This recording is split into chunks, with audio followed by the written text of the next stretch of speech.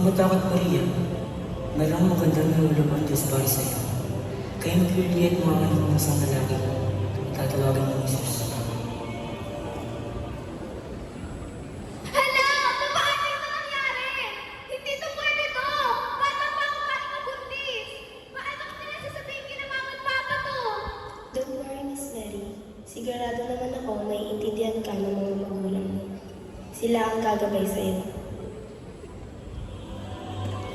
Narito ang kalipin ng Panginoon.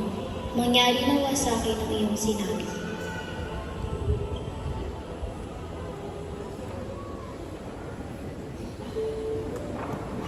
Hindi ito maaari. Sa aking tingin, ay umapit na si Maria sa iba. Iwalayin ko na lang si Maria. Jose, huwag kang mangamba na tanggapin si Maria bilang iyong asawa. Gawa ng Espiritu Santo kaya siya nag-iib. Makakalak siya ng isang simbolo ng lalaki na tatawaging anak ng Diyos. Sapagkat siya ang nagligtas sa kanyang sambayanan mula sa kanilang mga kasalanan. Kung gayon nga ang plano sa akin ng Panginoon, susundin ko na lamang ito at tatanggapin ko si Maria bilang ang aking asawa.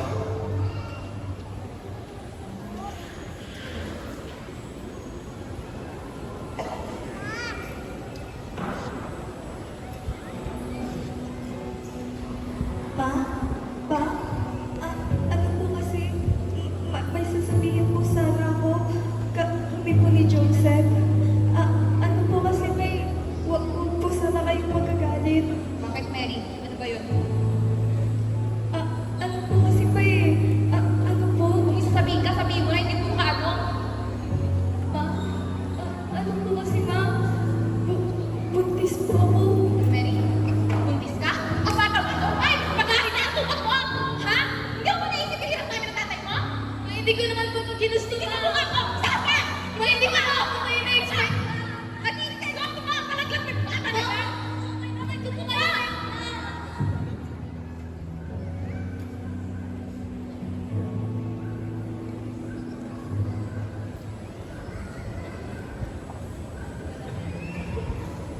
Okay, wala nang ibang tanong dyan. Dyan sa likod, sa inyo, wala na rin. Maraming salamat sa inyo. Maaari na tayo umuwi. Sige na, mawala na kayo pupuntahan pa. Bye. Dito pa yung Di ba may meeting sila ngayon? si Mary yun, no? Hoy, Mary, kumusta ka naman? Kaya tayo nakikita. Pasensya ka na ha. Nagkaroon kasi ng problema sa bahay namin eh. Teka lang, te. Ngayon na nga tayo nakita tapos nagmamadali ka pa. Sorry talaga. Kailangan ko pa kasi kausapin si leader eh. Sige na, mawala. Kuya, pwede po ba kitang makausap ngayon? Oh, Anin Mary, bakit ngayon ka lang dumating? Sorry po. Nagkaroon po kasi ng problema sa bahay namin. Manghihingi lang po sana ako ng advice eh. Nagalit po kasi yung magulang ko. Ano po kasi, buntis po ako. Buntis ka? Talagang magagalit yun. Bata-batang pa lang kasi, buntis ka na. Kaya nyo na yan. Mas lalong kaya mo na yan. Dadamay nyo pa ako sa issue nyo.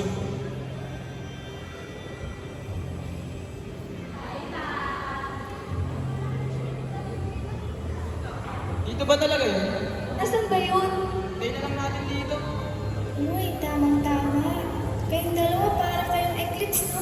Minsan lang nakita, ang bilis pa mawala. Ayaw na ba sa subject ko?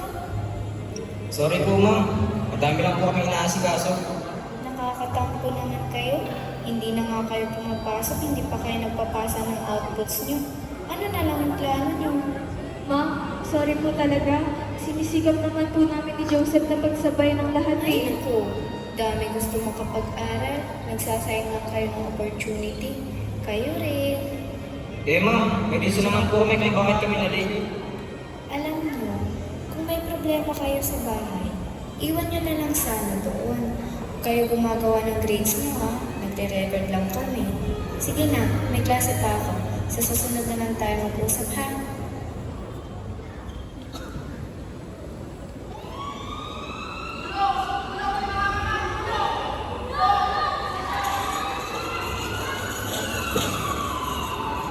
Pasok na siya dito, bilis!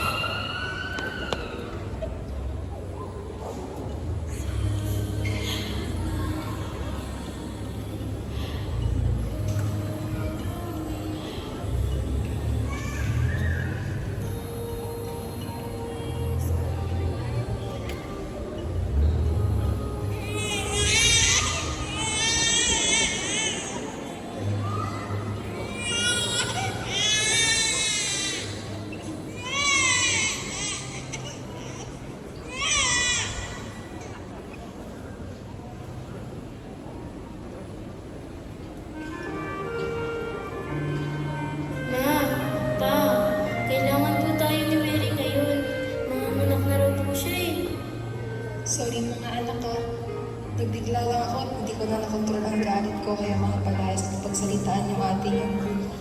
Gusto ko lang naman sa kanila magkaroon ng maayos na buhay eh. Mga anak, pasensya na sa ginawa namin ng mama mo sa kapatid mo. Ba't po kayo sa amin nangingi ng sorry? Lahat po kay Mary at Joseph. Hindi po kayo, puntahan po natin sila sa hospital. Uy, I heard that eh. Balita ko nanganak daw si Melia. Puntahan kaya natin sila. Tara, bisitahin natin sila. Kuya, sumama ka na. Ang laki pa naman ang tampo nila sa'yo nung nireject mo.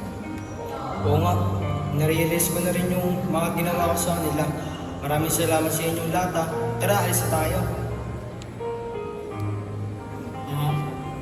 Papaalam lang po namin ang sitwasyon ni na Mary at Joseph. Baka pwede po tayong magsolicit. Ang tulong lang po kina Mary. Nanganak na po kasi siya. Pasensya na ha. Hindi ko inintindi. Ako pa nga dapat ang gumagabay sa inyo eh. Kasi ako yung pangalawang magulang niyo.